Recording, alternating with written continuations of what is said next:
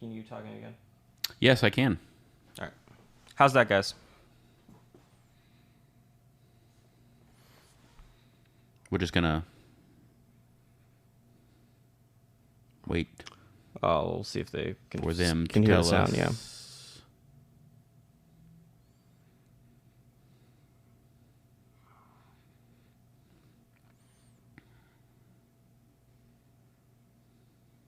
Okay.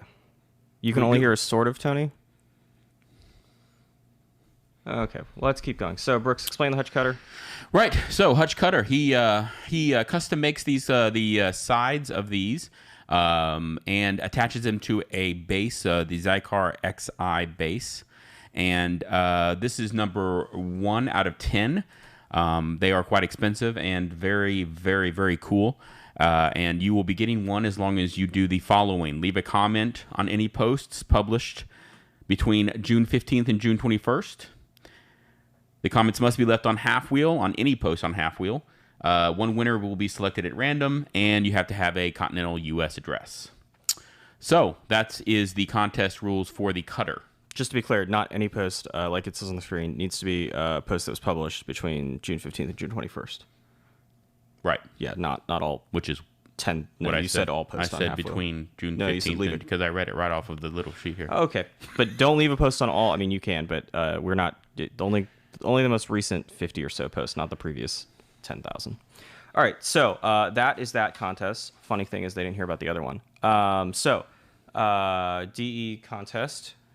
Brooks, can you change that? Yeah, there we go. Where did I put the skateboard? Brooks, hold that. Yep. Got it. So, as Brooks has been telling you about for a while now, Drew Estate likes to, I think that's enough props. Drew Estate likes to do, yeah. All right. We're at the point of fuck that.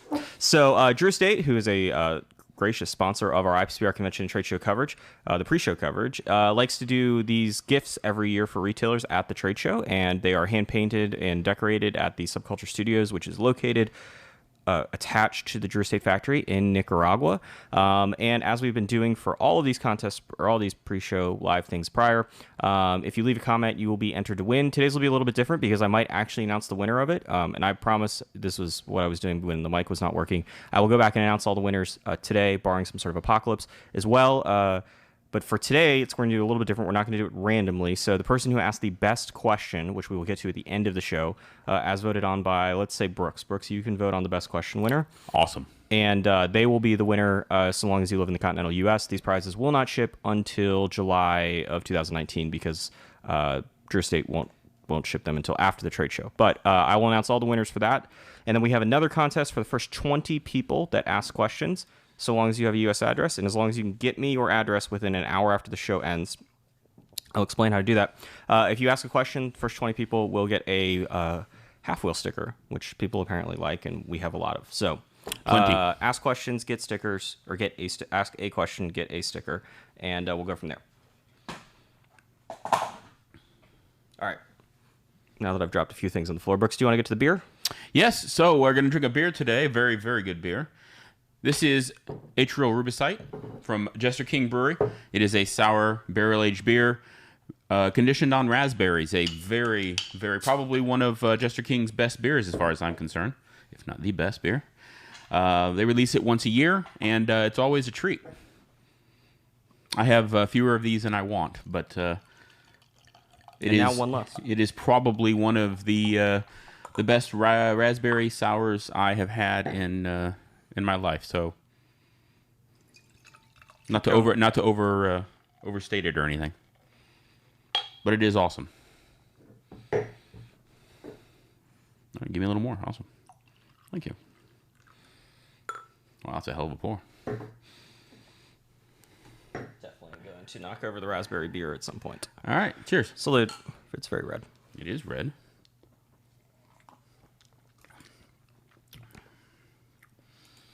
All right, so before we get to 20 questions, we're going to explain what today's show is about. So it's 20 questions. Brooks is going to ask me some questions. I'll ask Brooks some questions.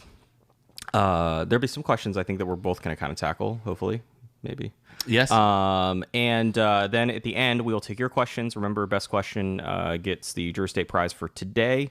And the first 20 questions will get, so long as you live in the U.S., you will, and can get me your address quickly, you will get a half-wheel sticker. So with that being said, let us begin. Right, Brooks? Let's go to number one. Numero uno. Numero uno. What is your tip, Brooks Whittington? Number one tip for someone that is going to their first IPCPR convention and trade show. My number one tip, my top tip. It's almost as if we did not have a planning meeting yesterday. Drink lots of water is my number one tip, and get lots of sleep. Do you do either one of those things at the trade show? I do not. Oh, that's interesting. No. The drinking lots of water thing seems to be like something that's more and more important for me every year. Yes, as you get older, Yeah, it becomes quite important. getting very old. Yeah. I have to drink less of it because I have less hair, and so it doesn't like soak up the water. But you, What, it's with like all a the hair, reverse cactus scenario? it's true. Look it up. Is it true? No, listen. For us at least, when we're working as much as we are and walking around and getting as little sleep as we are, it's important to make sure that you're hydrated and that you have as much sleep as possible. For people who are just going to have fun, water is also important, I would imagine. But you would also want to get lots of sleeps and eat enough. So to me, I think that's probably one of the most important things. What about you? What's my number one tip? I would say to look at the trade show map at least once before going, just to get some bearings and to figure out if there's any sort of strategy that you have. This year's a little bit easier because all the big companies are kind of up front, so it's a little bit easier to remember where things are. But If you want to visit the big companies. well, no, but at least what I'm saying is like there's less of a chance of. In some years, it's very spread out, and you're like, oh, is that Altatus that's in that corner, or is it General that's in the corner, and Roma Craft's next to General, and so now I'm trying to find the General booth. But I think looking at the map, regardless of what you're doing, is helpful just to get, once again, some bearings, particularly if you're going to spend more than a day there. If you're only going to be there for a day, you can kind of figure it out. But if you're going to be there for 2 or 3 days, it's helpful because, it's not like there's 10 cigar companies and 10 car companies and 10 furniture companies. Like, it's all cigar companies, and they all have new cigars, and it's very overwhelming and very repetitive. Are the sock people not there this year? I don't think the sock people are going to be there. No, I don't know. Good socks, though. All right, number two. 1 second. Brooks? Yes, number two. Charlie, will people take the FDA seminars more seriously this year than they have in the past? Well, certainly not as seriously as they did in 2016, when the 1 year I would say that they took it quote unquote seriously. I would say that I think that there will be more people certainly than there was in 2014, 2015. I mean, there was 1 year where Patrick and I went to the seminar, and there was, I think if there was 20 people in attendance to that seminar, that would be an overstatement. And of the 20 people that were in attendance, almost all of them were people that probably didn't need to necessarily be in the seminar. I mean, like the NATO staff was there, not the North American Trade Organization. The National Association of Tobacco Outlets, which is another trade group. Like they were there, but like they didn't. The NATO people knew what was going on. They didn't need to be there. They were just there to show support. I think one of them was on the panel. And Patrick and I both remarked that it was pretty concerning, given the time frame, and that FDA was a serious thing, and people knew it was coming, and yet people just didn't show up to it. I suspect there'll be more than 20 people in the Federal Legislative Affairs seminar. I know the IPCPR has made substantial efforts to promote their new director, or I don't know what his exact title is, but Joshua, who's heading that up for them. They've definitely made efforts to try to make him more visible. They've done Facebook Lives with him and sort of marketing with him to try to explain that this is who he is and this is what he does. But there's a lot of things to do in Las Vegas, and going and sitting in a room and listening to people talk about legislative issues is not high up on many people's list. But it's almost disturbing, isn't it? Because it is such a big issue for our industry, and it just seems like, and by all accounts, the talks are well done. By all accounts, they're well put together, and they're not just a complete waste of time. It's just a matter of it's almost disturbing how few people actually go to these things compared to how many people are at the show. I don't know if I would say that, and I haven't been to all of them, but I haven't been to any of them and been highly impressed with them in terms of their usefulness. Because one problem that you have is you have a wide range of people, both in terms of what they do. So you have people like us who are directly affected by FDA beyond the fact that I've lost a lot of sleep writing about FDA. But like there are serious implications for our business about what the restrictions on advertising mean, and then there's the sort of trickle down, new products, et cetera.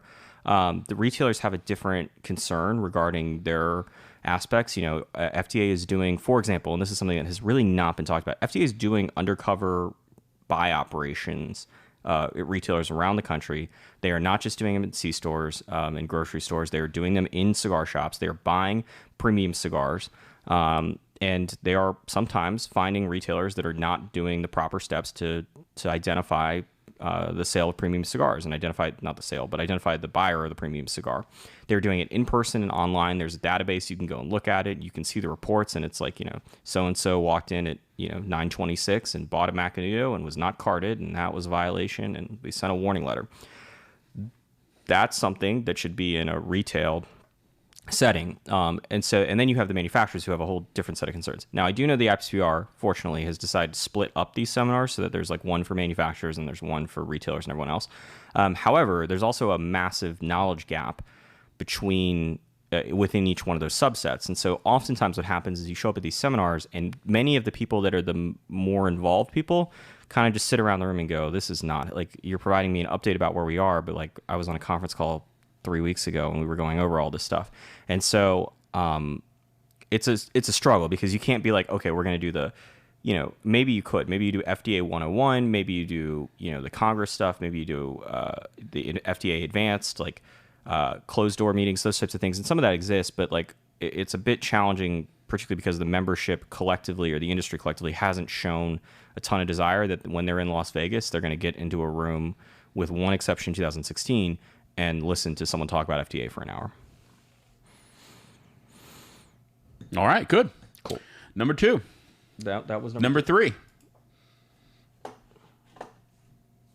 Why is it? We're going to get there eventually. Maybe. I got number 3. There we go. Yeah. All right, number 3. Will people attend... Nope. Whoops. Oh. Okay. How well attended will the major announcement be? The major announcement for the IPC... I'm sorry. For the... Nope. Still the IPCPR. IPCPR. That question probably should be later on in the show. For those of you that are unaware, there is a major announcement scheduled for Friday. I suspect it will be very well attended. Much more attended. I think the reason why it ended up here was there was a question about would more people show up to this than the FDA one. There will be drastically more people at this one. We will talk more in depth about it, but I suspect that it will be very well attended. I don't know if it will be as well attended as the 2016 FDA seminar, where like it was complete over. I mean, I think you walked into that room and there was no seating, and you were like, I'm not standing around for an hour and a half to do whatever. That's probably true. Yes. Yeah. All right. Number 4. Still don't have a working mouse.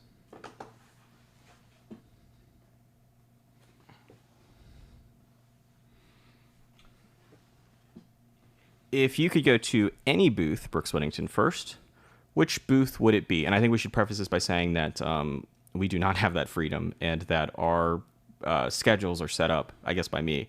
But we divide the booths up. So, for example, Brooks covers the Drew Estate booth and all the booths all the companies that are inside said booth. So that means that I may or may not actually step foot in the Drew Estate booth for the entirety of the show, because I have my own set of booths. And so that also means that Brooks may not step into the Taiwahe booth, although I imagine he probably does. But it's not the case that we go and see all of the booths. We don't actually only see a small fraction of them.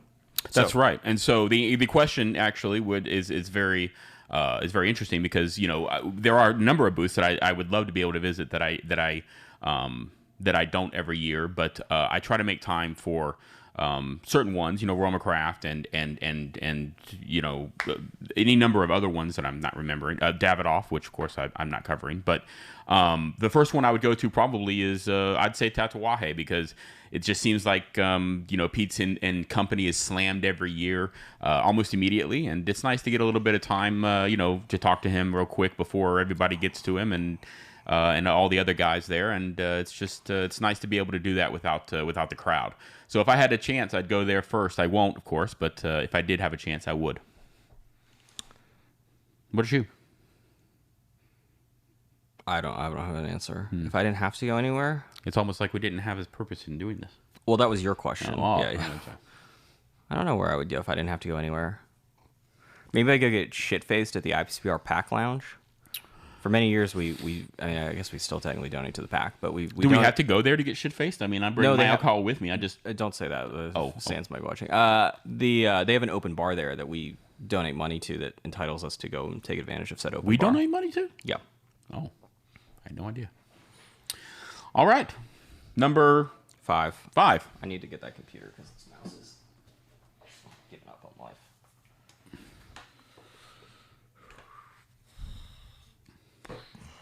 Just going to put that there awkwardly.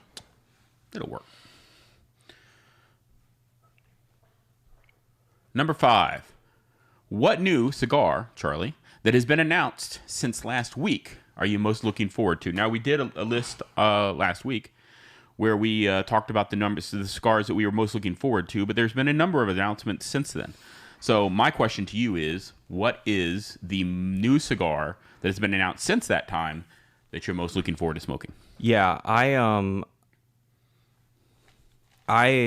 no, don't do that. Okay. I've prepared myself. I have it on the screen. Oh, yeah, see? Wow, that's impressive. That's why I printed out that slideshow thing for you, so you could right. see whenever we actually had some preparation here. So there were a couple that came to mind. I would say that there's the new Neanderthal, the box pressed 5 by 56. That's interesting, but I don't know if it's actually going to be at the trade show because Skip was relatively coy about whether or not it would be sold in the U.S.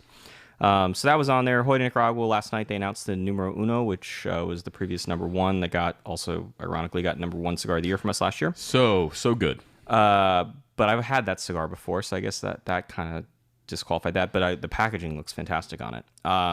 So I ended up going with, there was one other cigar that does not come to mind immediately in the last week that's been announced, but I ended up going with the Hvc Larosa 520 Maduro.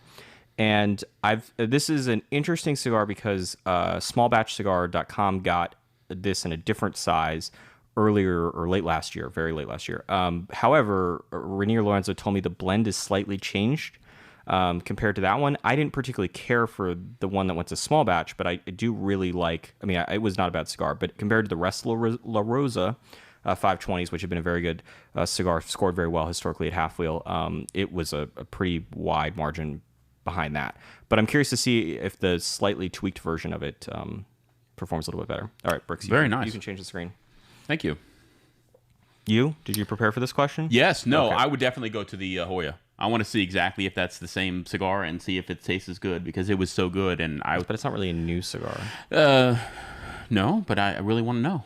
Yeah. I want to know because I'm going to buy boxes of them if they is good. They're expensive. Really good. I don't give a shit if they're expensive. Sorry, I probably shouldn't say that. But they're good.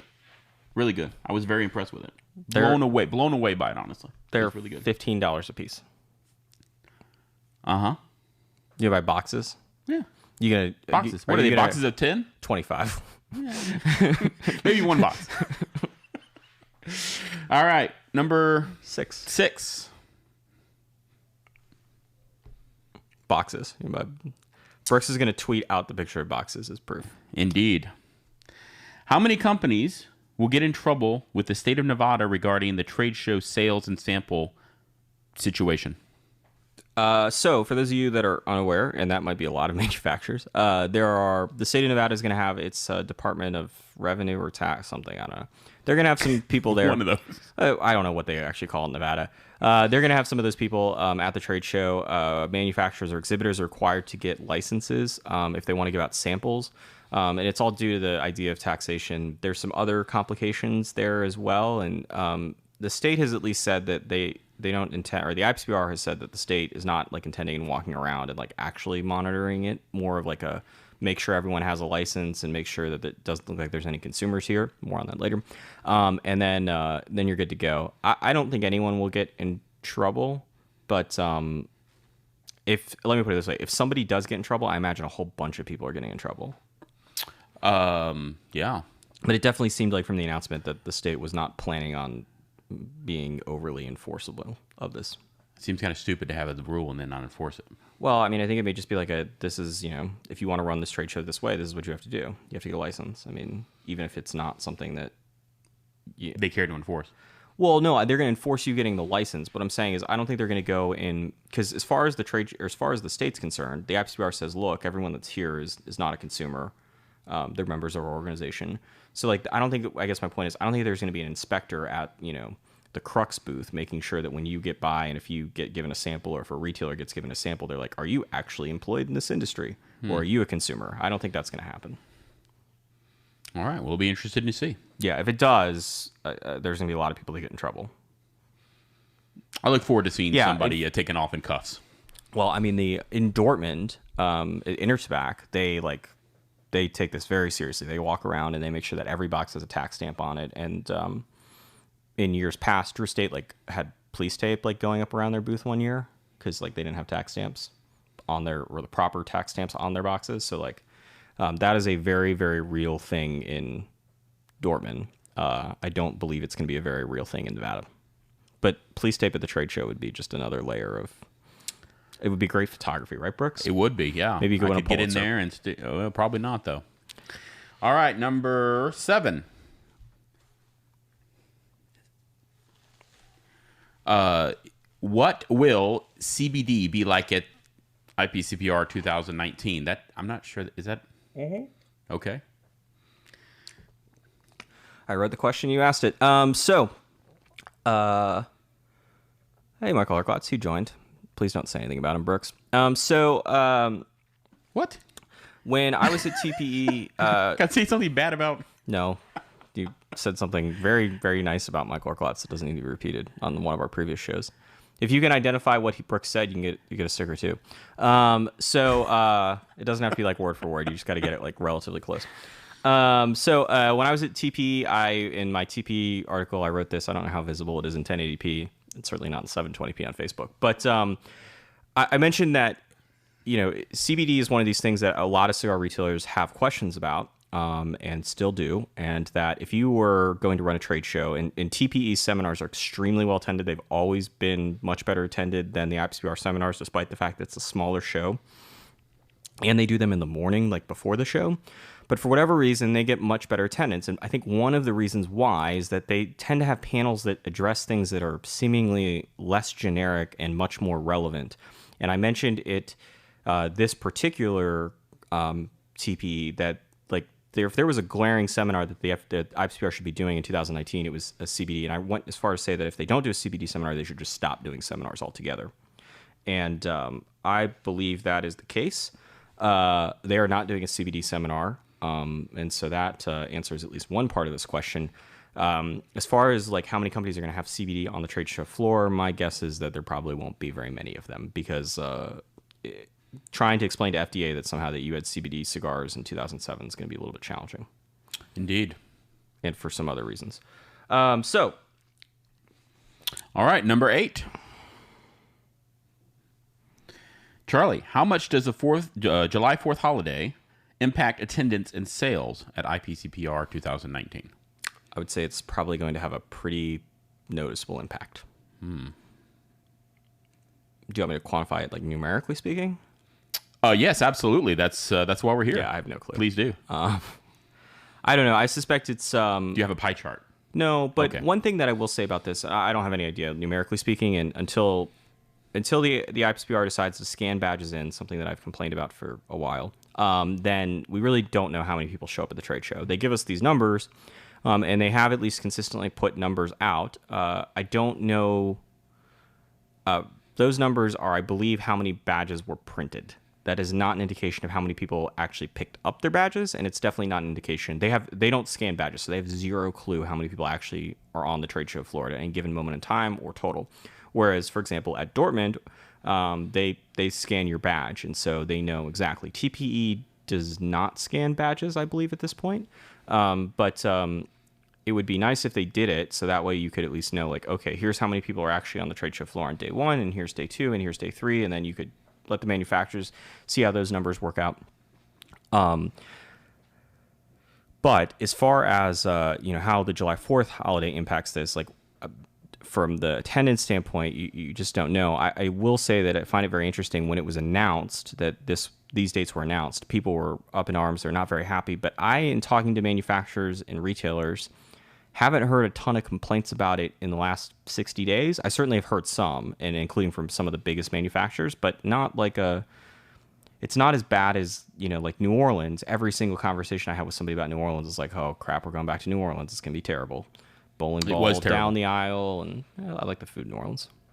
Oh, no, I was just talking about the weather. I didn't care about the food's good, but boy, it's horrible out there.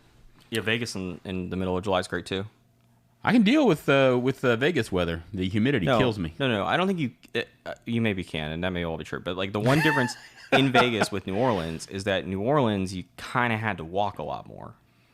Like there in Vegas, you don't have to outside. Because in New Orleans, you can't be like, okay, I'm going to go get a taxi cab and we're going to go 121 feet. Like, I guess you could, but like that wasn't really practical. Whereas in Vegas, like, you're like, I just need to go across the street. And you're like, yeah, but that's actually, 0.3 miles when you do the math here. So like, let's just get a cab. Yes. New Orleans is one of my favorite cities in the world. In November, October, in the summer, I wouldn't send my worst enemy there. And I have no enemies as far as I know, but I wouldn't send my worst enemy there. I had to go there one time. It was horrible. Horrible 9. Place. In the summer. Number 9. What time of year, Charlie, would you like to have the trade show at? Just not next week. Or the week after. I'd like to get some sleep. Like, if there was no impact of any of it. No impact other than the fact of when you want to have it. Probably do it like towards the end of the year. I don't know exactly when. I guess it would disrupt college football season a little bit, but like I don't know. I mean, it's certainly the weather would be better. I don't I think everyone says we'd rather have it in January or February and March. There's a lot of reasons. I will quickly run through the ones off the top of my head as to why that will never happen. So one is that having the trade shows, everything regarding the trade show and hotel rooms, all those costs go dramatically up. Cigar retailers are not the only ones that want to have their trade shows in Q1. And if you look at the Las Vegas calendar, they have some of the biggest trade shows of the year, most notably CES. The porn show, is that in the... Got moved. Also not that big. Maybe not to you. No, just not that big. It used to be at the same time as CES. I used to go to CES, and it was always interesting to see the AVN CES cross mingling. But CES, for example, takes over pretty much. I mean, the reason why AVN moved was because they were running out of hotel rooms because CES just takes everything. So the hotel rooms, the cost of the convention center, those would all go dramatically up. There's also the issue of retailers. A lot of them don't have the consistent cash flow, and so they would be coming off the holiday season, but they also have taxes, not just the taxes that you would think of, but also floor taxes in some states on their products that they have to pay in the beginning of the year. And then there's also some issues with like the growing season. It wouldn't be really ideal for that. There's this interesting process that takes place where for manufacturers, particularly the ones that grow tobacco, you go to the trade show and you can use sort of those orders. If you're having a bit of a cash flow issue that year, those orders coming in July and August mean that you can sort of use that to cover what's about to be, for most people, the start of planting season and a lot of liability.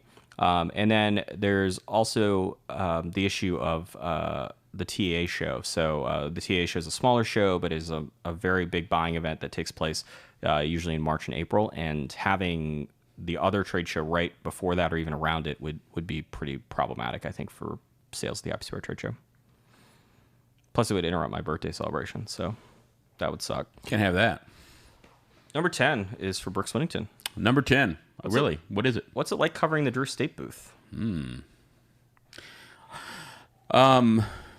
What's it like covering the Drew Estate booth? It is a massive booth. It is full of noise and people and personalities, and it is a very entertaining time that takes a lot of time to cover. But less time this year, right, Brooks? Hopefully so, yes. I'm not what you would call quick on the draw in terms of covering booths, so we're trying to speed that up because it will only help our coverage. I tend to talk a lot. I tend to be very happy-go-lucky and not as serious as I should be. Keep going. So we're trying to work on that. It's I'm going to therapy and doing some stuff, and it'll be fine. It'll be great. But they take care of me every year. Very nice people there, and they shift me from group to group because Hoya's there, and so we go from Drew Estate to Hoya to at Debonair last year, but they're not there anymore. Correct? No, they are at the De Los Reyes booth this year. So they go from Drew Estate to Hoya to probably Acid, I would imagine. Yeah. I don't know. I don't cover the booth. That's right. I haven't covered the booth in years. Very nice people, and I love them to death, but it just takes a long time because they've got so many products, so many new products that you have to cover and photograph and talk about and get all the information for and all that. They did say they were going to have less this year, but I don't think that's true. Well, I think if you just remove the tins, then yes, maybe they do. But other than that, no, they seem to be. Although last year they had a ton of Liga, remember? They did, yeah. That was the anniversary. That's not going to. Are they going to do the tower again? Do you know the tower, the water tower? Yeah. Have they switched it over yet again? I have not been told that they've changed booths. I like the tower. It's cool.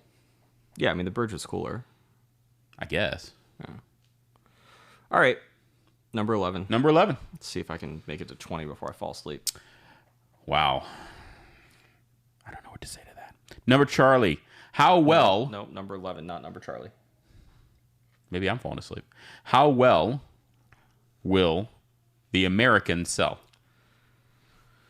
So for those of you that don't know what the American is, it is a new project from JC Newman. It launched...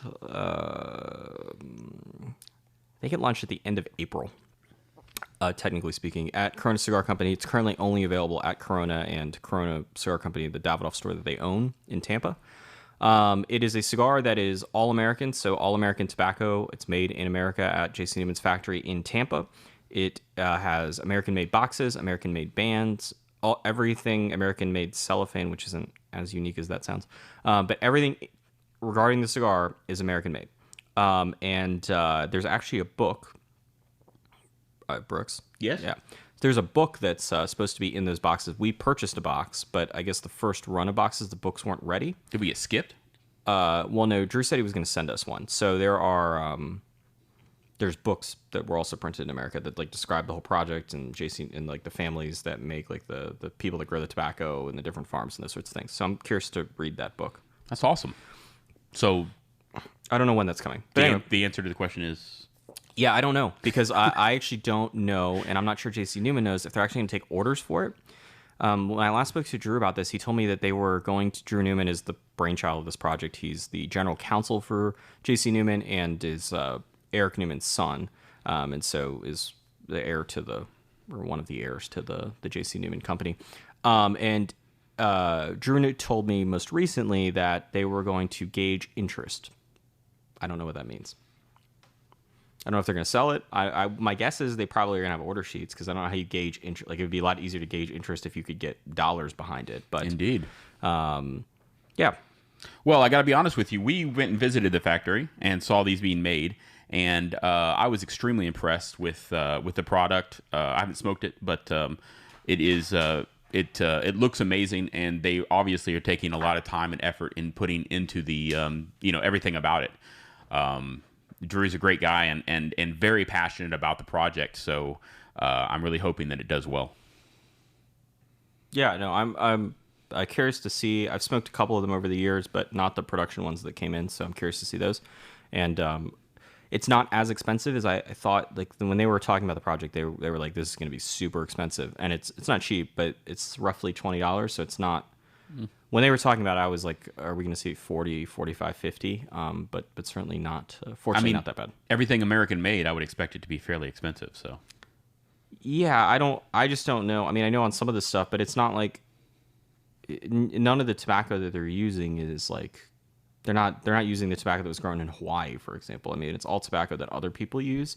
I think it's more the cost of like having, all the other stuff. American made cello. No, I mean that's not very expensive. No, but like the boxes and the bands. Some people use American-made bands, particularly through Action Label, for smaller run projects. But this is not intended, I don't think, to be that. I think it's intended to be like if you need to have like 1,000 cigar bands made for a wedding, Action Label's kind of your best bet.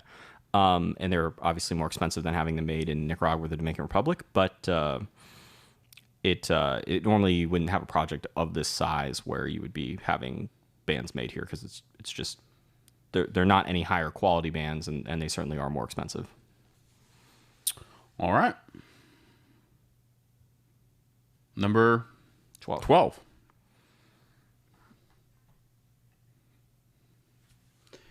Will Gran Habano actually sell the Persian? That is not how you pronounce Persian. Still not Persian King La Contra.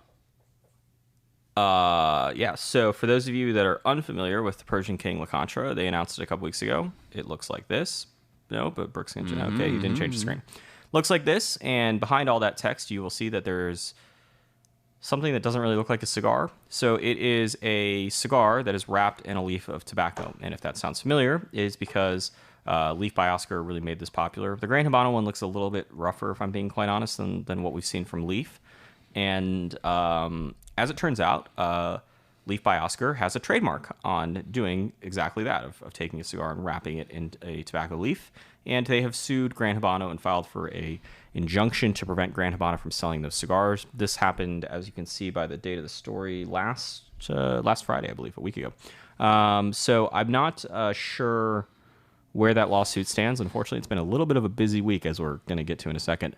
So I haven't looked at Pacer to see kind of if anything has been filed, but I haven't heard from Gran Habano if they're like going to continue to sell it. It would not surprise me.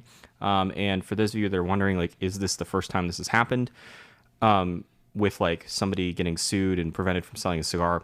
Sam Lucia, after he left Oliva, before he came back with Oliva Black or Lucia Black and Lucia White, he tried to come back a couple years before that, and at the trade show, and Oliva filed an injunction against him, and managed to get him, like, his product, from what I understand, was on the trade show floor, and they managed to get that like quashed. We actually ended up reviewing one of those cigars one year. If you know, I've still got one. Yeah. Is that big massive one with it's the a gigantic cigar, the big whatchamajig on it? Yep. The thing from. Yeah, they all know what you're talking about. The big, massive whatchamajig. Yeah. But no, it is a very large cigar. It was called the Lucia Debut, which didn't make sense because he had already been in the cigar business for a while. But yeah, no, we did review. We managed to get one. But that was the last time I can remember, and that was certainly the most public incident of an injunction like this happening, at least of recent memory. All right. Oh, did I answer the question? I don't think I did. I would say that they're probably not. I would bet that they don't sell it. You want to put odds on that, or like we talking 50-1? 50 to 1. No. I don't bet any, so I don't know what odds are. I just kind of make stuff up. No, I would say more like 3-2. 3-2. Awesome. Sorry, 2-3. Yeah. So more than likely chance it's not going to happen. Number 13. Charlie, what will Villiger be doing during this show, specifically, since they're not going to be at the show, have a booth at the show? Yeah, I don't know if they're actually going to attend the show. I'm guessing probably not. I'm really kind of curious about this, actually, because Villiger announced a couple months ago that they weren't attending the trade show, the IPCPR trade show. They were going to put more effort into TPE, which, for those of you that are unfamiliar with TPE, it's a much smaller trade show that has, unlike this show, has a variety of different types of tobacco products there. Cigars are only a small part of it. There's also e-cigarettes are certainly the biggest parts are e-cigarettes and vapes. There's also CBD products that are there. There's cigarettes, smokeless tobacco, all sorts of things, and then a whole bunch of other random businesses. Cigar companies go to it because it's ran by Phillips & King International, which is the largest tobacco distributor in the country, and a big client of many of them, but it's not like a very productive trade show. This year, it's a productive trade show. It's not really a very profitable show. It's more of a, when our big client asks for a favor, we're willing to do it. But these companies go in, like Oliva, who has a massive booth. I don't know how big it is, but probably 4,000 or 5,000 square foot booth at the trade show. They have 2 tables at TPE. This year, TP got a lot more cigar retailers because there was an effort to try to recruit them and in some cases pay for their travel costs to get them to attend TPE. And so they did. And so a lot of people are really excited about the future of TPE. And a lot of people that haven't been to TPE before, or at least in a very long time, are at least publicly saying they are going. I'll be curious to see how many of them actually show up. But I certainly expect more of them next year than there were this year. And this year there was a lot more than there were 2 years ago.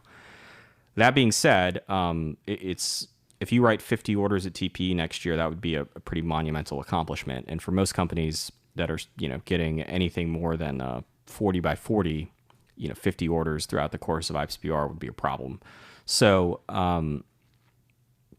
yeah, I don't think that's it's not an apples to apples replacement. I'm curious to see what they do. I'm curious to see if I haven't heard anything, because one of the other problems with Villiger is they don't have I don't know what the sales force at Villiger is at this point, but if I was Villiger, I would have been on the road for the last couple weeks before the show, and then I would get on the road again probably in 2 weeks, and I would kind of take these 2 weeks in the middle off because I suspect there's not going to be a ton of business. The one thing that this strategy of skipping IPCPR is going to be very curious to see is that a lot of retailers tie up cash at IPCPR, and I know a fear of a lot of these manufacturers that are talking about like what happens if we don't go. One of the big fears is that they're concerned that it's not that the retailers don't want to order their products, but that the retailers may just forget about them in the midst of placing 34 orders and might commit that money elsewhere. And then once they like call them up after the show and be like, hey, we weren't at the trade show, but you still want to order some Villiger product. And they're like, I'd love to order some Villiger product, and these are great specials, but I just don't have the money to do it right now. And I think that's a very real concern. Like it would concern me if I was Villiger. Now, I don't know if I would have done what Villiger did exactly, but I would be very curious to see just how effective the strategy is. Me too. All right, number 14. We got to speed this up. All right, let's speed it up. How many companies actually aren't attending IPCPR 2019, Brooks? You have a list, right? I do have a list. Yeah. The list says that there are... It says enter passcode. That's a pretty good list. All right. The list says there are 33 different companies not attending so far that we know of. Okay, but how many of them have asterisks by them? 1, 2, 3, 4, 5.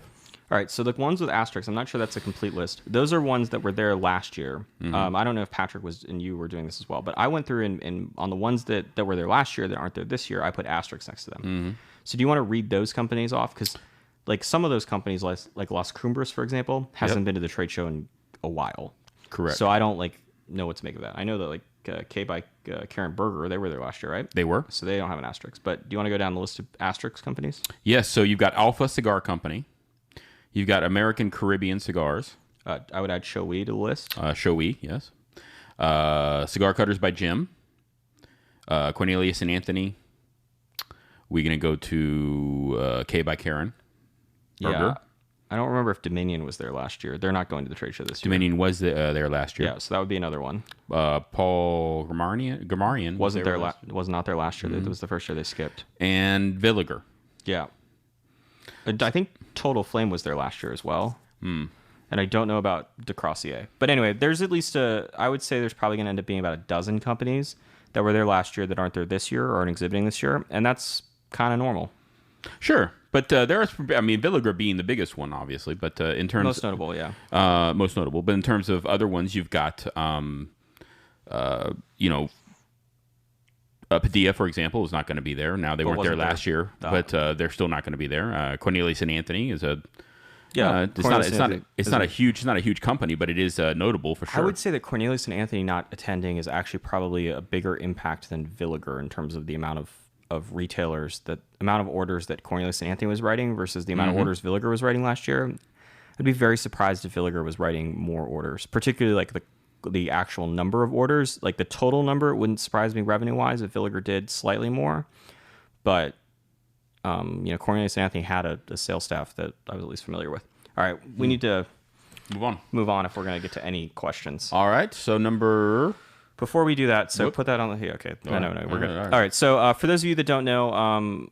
2 days, who knows at this point. 2 days ago, we announced that the IPCPR indicated that they have, for months, this is not new, on their calendar, they have had a major announcement listed at 5:15 for next Friday.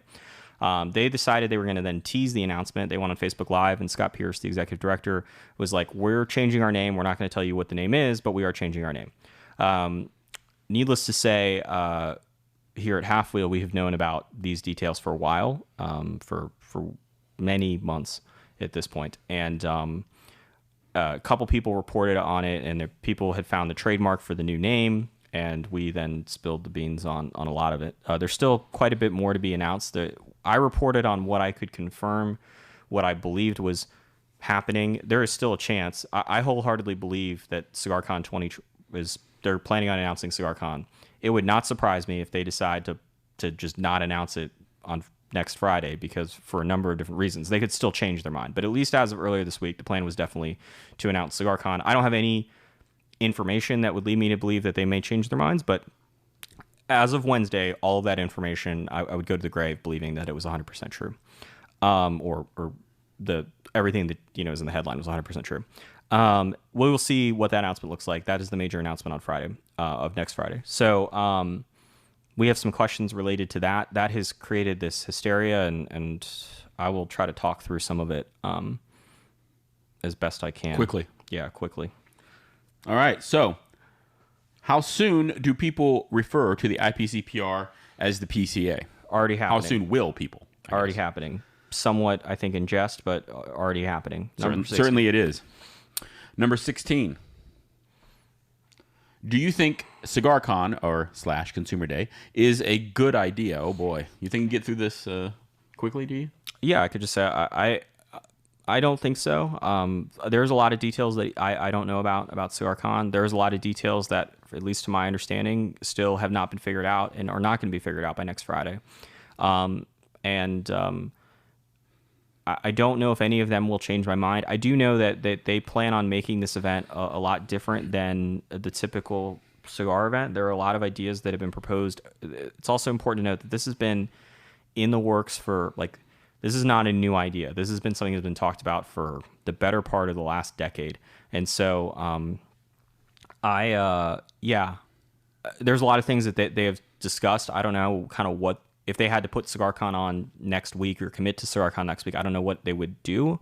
I'm not sure they are 100%, and they being the IPCPR and its executive board are 100% sure what they would do. But no, I have a lot of difficulty with understanding how it's going to function, how it's going to be a financial success, and how it's not going to, I don't think it's a financial success in a vacuum. I mentioned this a couple weeks ago on here, but it concerns me. It would concern me a lot if I was running a consumer event, because when you look at the consumer cigar events that have more than 1,000 people, there aren't that many of them, and a lot of them have struggled over the last few years. And the closest comparison to this event, at least as best I can tell with the details that I know, is Cigar Aficionado's Big Smoke, which is in Las Vegas. I would say it's one of the two most notable cigar events of the year. It's that and Cigar Fest, which is by Cigars International.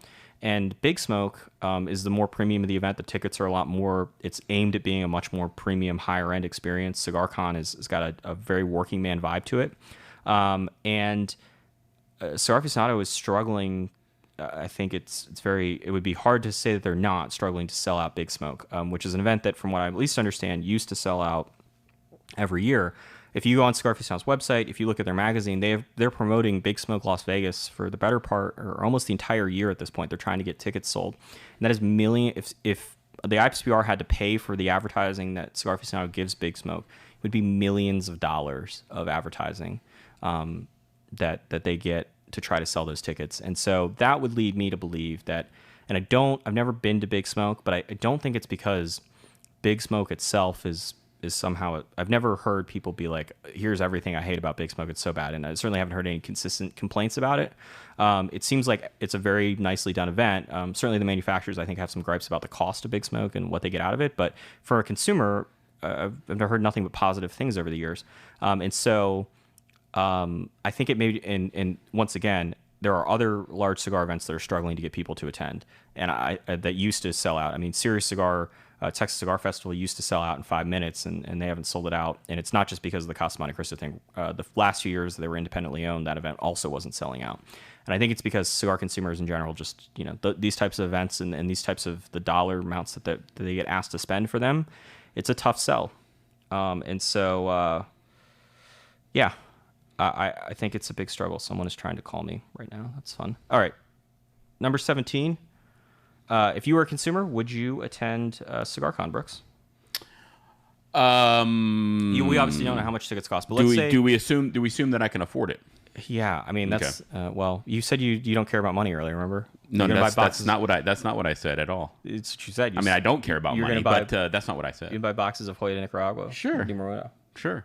If I could afford it and if I thought it would be a good time, yeah, I'd absolutely do it. I think that as a consumer, it would be something that you don't get to always have so many people at once that you can talk to and get close to and that kind of thing. I think that's I think it's going to be a problem for some of the manufacturers and some I guess my question, Brixel, is like. No, just cut me off. It's yeah, fine. No, it's good. No, but that's every cigar event, right? Yes. So my question would be like, would you pay, like, how much of a premium would you pay versus, say... Well, not every cigar event. I mean, certainly not every cigar event is where like, you have the manufacturers themselves. Let's not talk too loud here. Let's say like Texas Cigar Festival a few years ago. Yes. Where like they used to have a lot of principals there. Yes.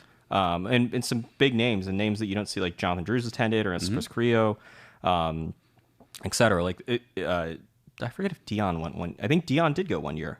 He did go 1 year. So they've had not... It's surprising. Yeah, it is. But they've had over the years, they've been able to get names that you typically... I mean, JD obviously does a lot of events, but Dion doesn't. They've been able to get some big events. Excuse me.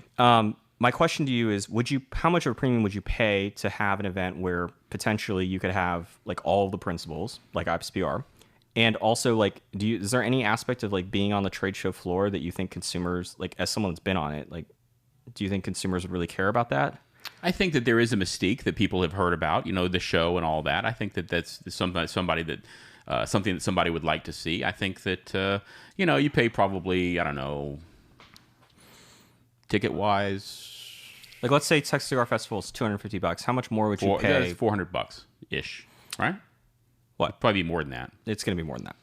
But I mean, you gotta fly there. It's just 1 day, You got to go to Vegas. I mean, here's the thing. Like, I could understand if, and a few years ago, like when you first started going to the trade show, there used to be samples galore. There used to be a lot more there used to be things that weren't necessarily business oriented that were going on at the trade show. Like one year, Gran Habano brought that, you weren't there for that, but they brought this gigantic cigar that had to be like transported on a flatbed. Like it was the size of a trailer. There was the infamous the very famous CAO parties from back in the day with Leonard Skinner and those sorts of things. Like there used to be like really big, exciting things going on. And I think the plan is to try to get some of those for this event. I don't know how many of them there are. And then there also used to be, I mean, you remember the first year you went to the trade show. I mean, you would go to people's booths and the number of samples has certainly gone down over the years. We certainly don't take them, at least I don't. But I think collectively speaking, we're less enthused about taking as many samples, particularly because we don't review those cigars now. Yeah, I mean, we don't even touch them when we get back to the office. So, but I think collectively speaking, it's not like it used to be where there was actual like handfuls of cigars were being. Yeah, I was given boxes at certain points during that time. So, But that's no longer the case. And I agree with that. That's certainly not the case anymore. And that's not necessarily a bad thing or a good thing. It doesn't really matter to us in terms of that. But it is fascinating to me, the idea of a consumer show and what's going to be in the package. What cigars are you going to get? I mean, manufacturers have problems now with people stealing stuff out of their booths and things of that nature. And these are, people theoretically in the industry, although obviously you can give tickets to just about anybody. But I mean, what happens when you put, a whole bunch of people in there that could be drunk and don't have the decorum necessarily that a lot of these retailers do? It seems like some of these retailers have none of that decorum. This is true. It seems like it could be a recipe for disaster in terms of that, at least. All right. Let's try to get through these last 3 questions as quickly as possible. Let's do it. Number 18. When will we have a trade show that isn't surrounded in controversy at the start? So I would like to point out I was here relatively late last night and had Aaron and Coop's show on as I was doing some things. This was on our list. They mentioned this as well. I think it was Coop specifically. But like it's been a while since we've had a trade show where there hasn't been some narrative going into it that's not extremely positive. I would say, for those of you that are unaware, this seemingly has not gone over well with the retailers and manufacturers. This announcement about the Consumer Day and the PCA and those sorts of things, the pipe people are pissed because they're no longer in there. They're not sure they're going to be in there. From what I understand, they're not. The pipe people are still going to be part of the organization. They're just not going to have the name. So we've had the New Orleans show where everyone was dreading that we were going back to New Orleans. Then we went back to Vegas, but that was the first year at the Westgate. And there was the California tax situation that had gone on. Last year you had the norovirus, and then you actually had like the fire that kind of derailed part of the trade show. This year we have this going on. If next year, if Cigar Con happens, like Cigar Con will be the narrative going into the trade show. We also have July 4th here. So I kind of wonder, like, at what point are we going to have a trade show where it doesn't seem like there's just a ton of negative conversation heading into it about some very specific event? And at least as far as I can tell, 2021, 2022? At least, I would say. All right. Number 19. Is there a space for... Oh, you're supposed to ask this, but fuck it. Okay. Is there a space for an alternative event to IPCPR? And I know what everyone's thinking TP. We've already kind of talked about TP. So this question was, Brooks, you kind of brought this up, was more around... Yes. Skip Martin, I guess, from Rumorcraft has said that like he's considering not going to the trade show and has said like maybe we'll just do an event in Austin. Yes, he has mentioned that, and I think that it's a very interesting idea. Is there room for that? I think that there probably could be, sure. Depending on how well it's done and what's done. If anybody could do it, Skip could, but certainly it's a matter of what will be available and what will be done there and that kind of thing. As a selling show, I'm not so sure about that, but in terms of getting together and that's sort of my issue is like, so let's say Skip does an event in Austin, like he's done these before, like when they opened the headquarters, they just had some people by. Awesome headquarters. Went to barbecue, drank beer, like that was great. But that was not there was no order, or no orders were written for that. And the other problem is like, let's say Skip does one, let's say General does one, let's say Rocky does one, and let's say Gran Habano does one. If you're a retailer, like it's 3 flights you're talking. Well, no, you obviously wouldn't go to all of them, but those are 4. We cover 140 companies at the trade show. I mean, you kind of there's one of these issues of like, I don't think there's a space for an alternative event to exist. Like TPE can exist, but an idea of like when you hear like, let's say a handful, and we've heard this before, like we're just gonna have like the quote unquote boutique trade show, like we're gonna get 12 boutique guys together. Here's the problem: is a lot of these costs that people are complaining about that are going up, they're not related to the IPCPR. Like they're not costs that are to the IPCPR. The IPCPR raised booth rates for next year 3%. That is what it is. And that's sort of industry standard. Every time you have this conversation with the IPCPR, they will point to you and tell you that their cost per square footage is far lower than industry average, or like trade show average, and far lower than any of the other trade shows. And they're factually correct about that. The cost with the trade show is these big, elaborate booths and then everything else that goes in it. But the IPCPR, that's all money that's going to Shepherd and to contractors and to the people that do the booths and American Airlines and the Venetian for hotel rooms.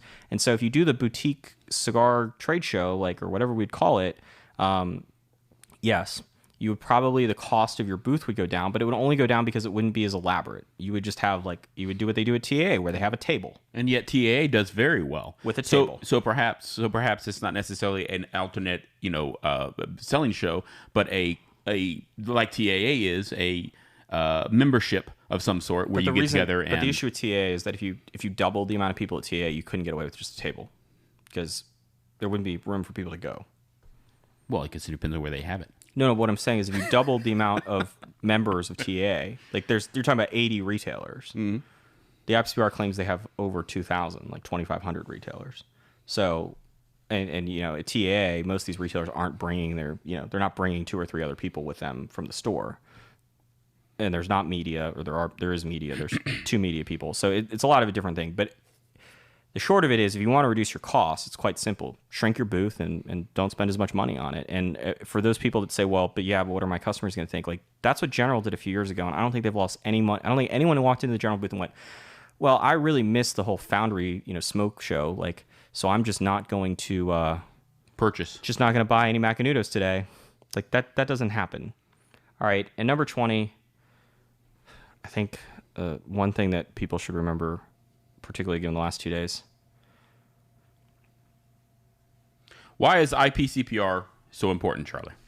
So I think that in the last 2 days, we've heard a lot of criticism about the IPCPR, soon to be named PCA organization, about the decision to rebrand and the logo and the name and whether the rebrand was needed, and then Consumer Day and Cigar Con and that name, and the idea of having Consumer Day and having the selling cigars to consumers as a organization that's supposed to help retailers, and how does this help me? How does this help my business? My customers are going to spend money here, etc. There's been complaints about how this was rolled out. For those wondering, like the IPCPR, if they intended Half-Wheel to leak that information, they certainly at no point gave any indication that was how they wanted it to go.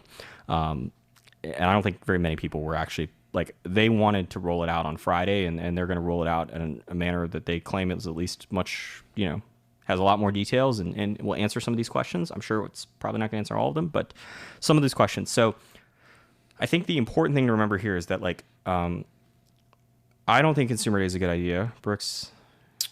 Knowing what we know now, no. Yeah, but that doesn't mean that I don't want IPCPR to fail. And in fact, neither one of us or anybody in the company, I believe, wants the IPCPR to fail. No, it's quite the opposite. Like, we don't make that much money covering the trade show. We spend a lot of money to do so, but it's a very important time of the year, and it's a very exciting time. I don't get very much sleep, but it's very important to our business throughout the year and to the cigar business collectively. And I think it's very important that the cigar industry gets together almost in its entirety once per year. It's nice to see everyone. It's nice to talk to people. It's nice to see all these new products, and it's nice to see some excitement in a business that is surrounded by dead, drying leaves of tobacco getting lit in fire. So it's not exciting. I really would like the IPCPR to succeed as much as possible. I don't think Consumer Day is the vehicle to do so, but jury's still out. They haven't fully announced it yet, and we haven't seen the first Consumer Day, so I could be completely wrong. Would not be the first time. And then maybe next year I'll go to a trade show with T-shirts that say I stand corrected. However, I think some of these people that are complaining about it, and some of the complaints I've seen, just seem like they're from people who just want to complain and would complain about anything. Like, if they would complain if the IPCPR lowered the booth cost, they would complain about if the date got changed to a better date, everything. At least the criticisms that you hear on Half-Wheel, I would say, I wholeheartedly believe come from a good place, and they come from an idea of trying to make the IPCPR better. The IPCPR is so important as an organization, but also as an event. It's the cigar industry's most important event by a mile. And so I want it to get better because we spend so much money and time covering it. And it would be nice to have an event that's growing and have an event that people are excited about and not worried about norovirus or going to New Orleans about. And so we shall see. And I hope that if Consumer Day does anything positive, is that it starts a conversation that we can have about some of the actual, like, the real issues that take place with the wholesale trade show. And unfortunately, it just doesn't seem like those are going to be addressed without the manufacturers really putting their foot down and saying, we really need to talk about this and this and this, about how we're going to, it cannot be the case that Consumer Day is just the band-aid to try to say, because we're having declining attendance on the retail side of things, what we're going to do to offset that is have a whole bunch of consumers show up. Because there are ways to fix the declining attendance on the retail side of things. And the IPCPR is just, this version of the IPCPR and many versions prior to it have seemingly not been willing to do the most innovative ideas in trying to fix it. And if they don't, I've mentioned this before, but if you keep doing the same thing over and over again, the people that didn't show up last year are going to keep not showing up. And so that's my thoughts. The IPCPR are super important. And, we certainly, despite whatever headaches we cause from them this week, it's not because we want to cause those headaches. It's because that's our job. We report news and we want to make it better. So we're going to quickly go through these questions because, boy, do we have some things to do. So, Brooks, I'm not going to say the name. I'm just going to ask the questions, and right. You will answer them, and then I will get your thoughts on what the best question was at the end. Wonderful. I just got to figure out how to best. I can't wait. Go about doing this. Let's see.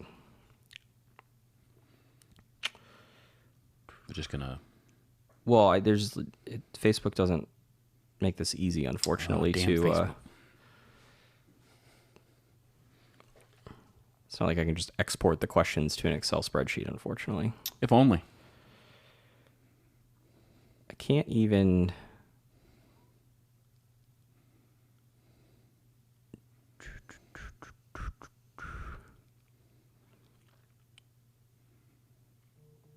Is there some other way to do this?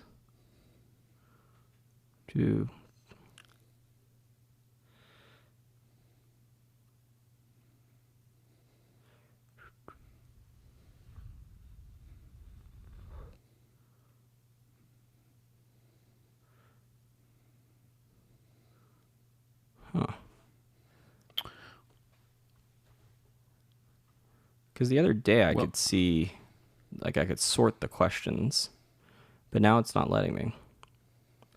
All right, let's go with the questions we got and go from there. Yeah, we'll call it a day, and then we will pick the best question, even if we didn't necessarily answer it.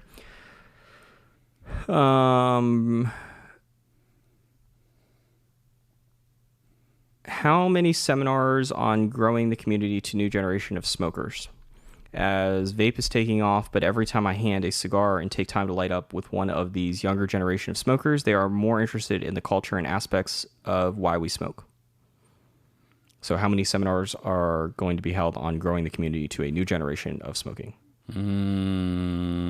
I don't know specifically, but I would say probably very few, if I had to guess. Okay. Dion Giolito wants to know, how uncomfortable am I? Are you or me? I think it was directed at me. Okay, Patrick has come in strong, and he has curated the questions because I can't do it. So here we go.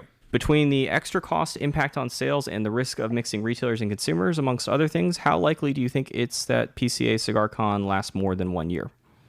I think that there's too many unknowns for that. I think that it depends on any number of things, including how much it's going to cost, what it's going to entail, how many manufacturers do their best to make it a success as much as they can, yada yada yada. So I think it's a huge unknown, and it sounds like a cop out, but we just don't know enough about it at the moment. I mean, if they price it at $200, I think it'll be more people will go. If they price it at $500, I think less people will go. So it's just a matter of any number of things. Yeah, well, PCA I think will stick around for a while. Oh no, yeah. The Consumer Day is a different story. Yeah, was obviously talking about Consumer Day. Yeah, so Patrick, you're being helpful. Unfortunately, I can see all those comments. I can't see the ones from earlier in the show, though. So if you can go back and see the oldest ones, that would be great. Somebody asked, if you don't place a booth now, do you get bumped to the back? Maybe. For the small guys, certainly yes. But for the biggest guys, there's sort of like there's only so many places that you can put the Drew Estate booth, for example, or the Rocky booth. Rocky's booth, I guess, is maybe a little bit more flexible, but the Fuente booth is so big that you have to lay those out first. The best way I can describe it is if you were moving into a new house and you were setting up your bedroom, you would probably need to start with where am I going to put my bed? Where am I going to put my dresser? You would start with all the big furniture, and then you would worry about the small stuff because there's only so many places that there's only so many combinations that you can have there. So I think for the biggest of guys, I think they ultimately probably know that they can wait a little bit longer. The other thing I would say though is that like I don't think the trade show is going to look dramatically different than it does this year for next year because it's the same venue. So I think the big guys are all going to be up front. It's just in kind of what combination, and then they're going to fill in everyone else around them.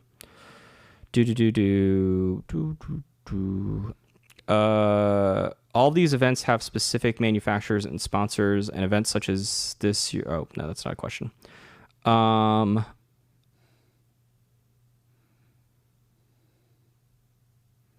At Cigar Con, can I do cosplay and get dressed up as a cigar industry superhero? I will start working on my Steve Saka costume now. You could go Steve Saka this year. Yeah, I think I'm going to go with Steve Saka this year, actually. He's actually lost some weight. Really, it looks really great. I have not, so... Cool. Lost weight, I mean. There's a funny story about that. I was asked 5 times in Cuba 2 years ago if I was Steve Saka. You get all offended when I say that you look like Steve Saka's son. Hey, are you Steve Saka? No, I'm not. You should have told one of them you were. All right. Unfortunately, for whatever reason, neither Patrick nor I can get a hold of the older questions for some reason. So we're going to take one last question. It's very long. And then we're going to call it a day. And then I will go and pick winners. Maybe I'll take a nap first. So, sorry, I'm trying to make sure that we can make sense of all this. Okay. So with the paper chase instituted by big play vendors, what is the point of IPCPR? All year long, reps have been tasked with making large numbers. This leaves only socializing and getting free cigars at the show. FDA regulations on new products have really limited new releases. Do you guys think the IPCPR will one day be completely consumer based because buying is sadly something that is not important as the reps chase big numbers? I don't know what to make of the last part of it. No, I don't think the IPCPR is going to end up being consumer based, like or only consumer based. I just don't, or the PCA, whatever we're going to call it. Like, yeah, I think the other thing to remember here is like the mission of the IPCPR, like the trade show is their revenue source, but the mission, like this money goes back to like obviously paying for the trade show and paying its staff, but like the money then goes to fund this lawsuit and to fight legislative issues. It's not a TPE is owned by a company, like that is owned by a family. So they like whatever profits they make on TPE goes to the family. Whatever profits are left over after everything else has been paid for the trade show goes into a fund that is used to help pay for the cost of fighting legislative battles. Yeah, I think that it's a misconception, that a lot of consumers probably have is that the show is just basically for the show. And that's not true. The money is used in other ways, and it's not just a show for the sake of the show. So, all right, there's been a couple questions. I will see if I can get through them shortly. Aaron wants to know cello on or off for I think for cigars. Thanks. Are you talking about for long-term aging? Then I would say... He also wants to know, do you see Imperial parting out after the show and selling? They certainly said that they want to. I'm skeptical that they will actually sell.